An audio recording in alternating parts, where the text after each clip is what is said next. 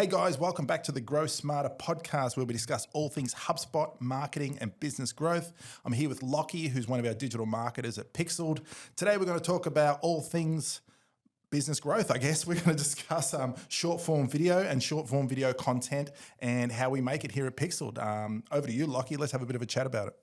Yeah, that sounds good. It's a really great platform to get engaged with the audience and really share information and have people, keeping your brands top of mind.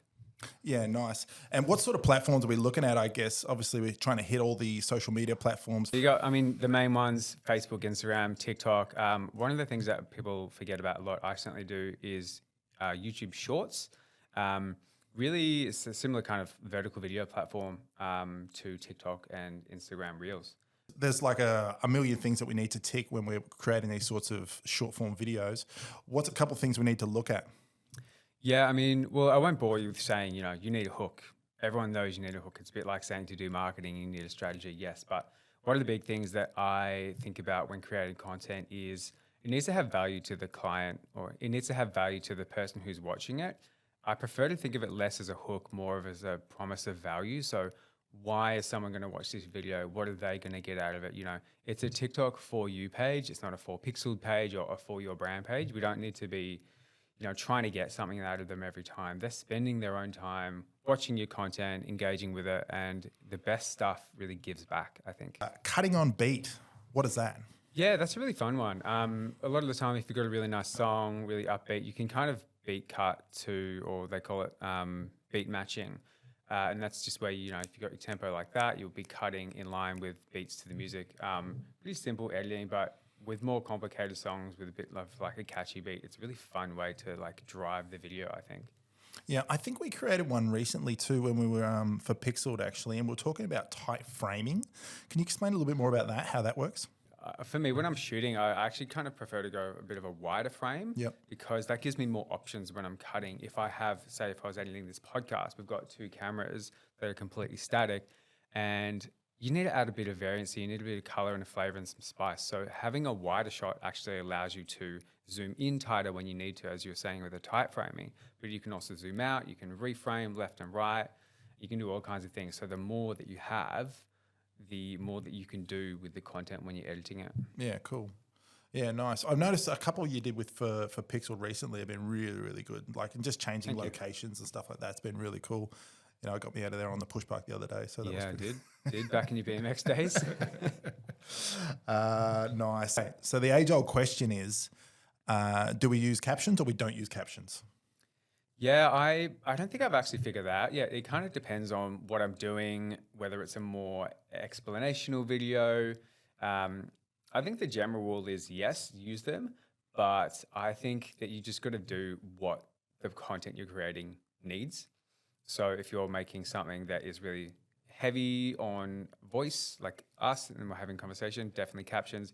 If it's more music-based, it's good to have a text hook as a caption at the start, but you don't necessarily need them the whole way through. Yeah. It just depends what you're making. Yeah, cool. And then obviously different platforms. So do you think that'll vary a little bit more between different platforms and stuff? I guess you've got safe zones and stuff that we need to stick within. Yeah, definitely the safe zones are something to be aware of. I know that a lot of stuff I've done when I've been digging into the data and looking on more like the technical side of things, which I really love as well outside of the creative. All the content that has the captions and every graphic aspect inside the safe zones tends to get served more because it makes the platforms look better.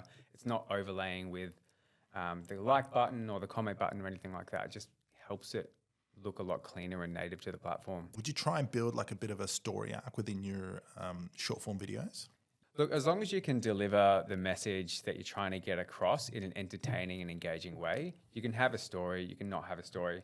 Storytelling is always the best because it helps make the video more cohesive, but that can really be anything that you want. I did a video with Nathan the other day. It was leaving the office early because you've automated all your tasks. It was just him putting his bag on, waving goodbye like a rock star out the thing.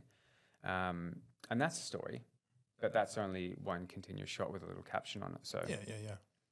I guess that's how Mr. Beast has sort of made his whole fortune, right? He sort of gives you a bit of a hook at the start and says, this is what we're doing. We're giving away $1 million. And then it's, and then it's the next 10 minutes you're just watching this video to get to the end to see whether or not he can do it or not. Or you know, he's burying himself alive, and is he going to get out alive or? Yeah, one thing I've noticed with him is that he's really good. Obviously, he's really good at it, but he keeps everyone's attention and he does every little thing he can do. Next time you watch one of his videos, watch his hands because every time he talks, he goes, "Hi, I'm Mr. Beast. Today, I'm going to try a break out of a $1 million bunker." Every time, like every single syllable he does, he's moving his hands. Yeah. Because that's just another thing that can keep your attention, and then just it makes it more engaging. He's not just sitting there, you know. Good evening, viewers. Welcome back to my channel. Like, Yeah. he knows what he's doing. I love a Mr. Beast video. Oh, for sure. he spent years, man, just testing, testing cover images. He's just testing text. He's testing everything. So obviously he's nutted it out and he's done pretty well for himself. I love being able to see the YouTuber's thought process. I really love that kind of optimization part of digital as well, where you can test something and see results and try something else if it's not working. I use YouTube probably more than any social media. Like, I don't necessarily scroll TikTok for 6 hours a day, but I'll put on a like hour-long YouTube documentary while I'm cooking and do that. So I'm on YouTube a lot, and I really enjoy seeing where you're scrolling through a video, your feed, and you go, "Oh, that video looks interesting. I'm going to watch it later." And I'll come back a few days later and they've changed the thumbnail. It's like, I see what you're doing there. Like, I wonder what stats you're getting with that. Like, it's really interesting to see. Are they important, do you think? Like, are they going to help you affect your feed? Does do we need to really focus on thumbnails and make sure they look good? Yeah, absolutely. I think one thing I really like seeing when I go to someone's profile is a cohesive grid and a cohesive feed. And also having the thumbnails, that very first frame, quite often they'll give you it's like a book cover almost, where you can go, 10 facts about digital marketing you didn't know, or like, here's how to optimize your website click-through rates. I'm like, oh, cool. I want to learn that. I'll click the video and I'll watch it. Versus if it was just a collection of videos where it was a specific frame from the video that didn't have as much context, I don't think I'd click on those videos as much. Yeah, they're more for when someone's on your profile discovering your brand. There's a really good creator that I like called OMG Adrian. Look it up. He's fantastic with his cover images. He has a whole lot of video tutorials. And he's got a really good style and really consistent style as well that I like. Yeah, nice. What do you tell clients that are posting videos, but they're just not getting a lot of interaction? They're not getting a likes, not getting a lot of comments. You know, what sort of things do we do for our clients to try and spice up their content? Yeah, to be honest, I think that likes and comments are pretty hard won these days. I think people are using them, certainly people my age and a bit younger. No offense, Tony.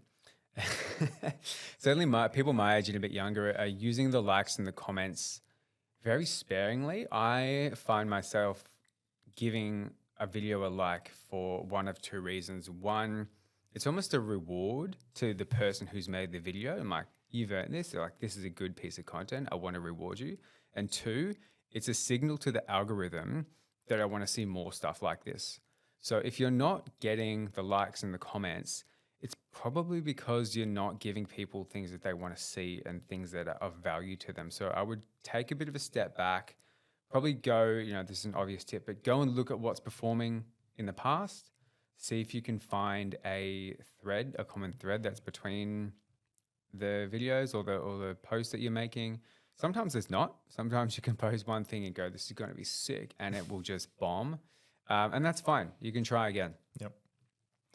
I guess, so if likes and shares are hard to come by, I guess what sort of metrics are we looking at then with regards to short form video? So we're creating these videos for our clients, and what sort of metrics are we looking at to make sure that these are good quality videos? Yeah, reach 100% is the biggest thing that I look at, because at the end of the day, all these platforms, TikTok, Meta, YouTube, Snapchat, even whoever it is, they're a business, right? And businesses want people using their product.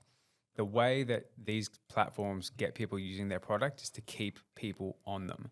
So if your content is so good that it's keeping people on the platform, they're going to show it to more people, which then is going to get it more views, which then kind of creates that cycle and it builds up and up and up. So 100% reach is the biggest thing. Secondly, probably views, because that shows that it's interesting. I've seen videos with thousands and tens of thousands of views with only like less than 100 likes. You don't always get the like. All right. Look, man, I think we ticked a lot of boxes here today. I think people can take this information and sort of try and run with it a little bit and sort of apply a lot of these sort of ideas to their own content. But yeah, like if you're out there and you want a bit more information on this sort of stuff, feel free to contact us at Pixeled, and we're more than happy to have a bit of a chat with you and chat about your business and see how we can help you out. So appreciate your time. Appreciate your time, Lockie. Thanks for coming in. Thanks, Tony. And we'll see you guys soon.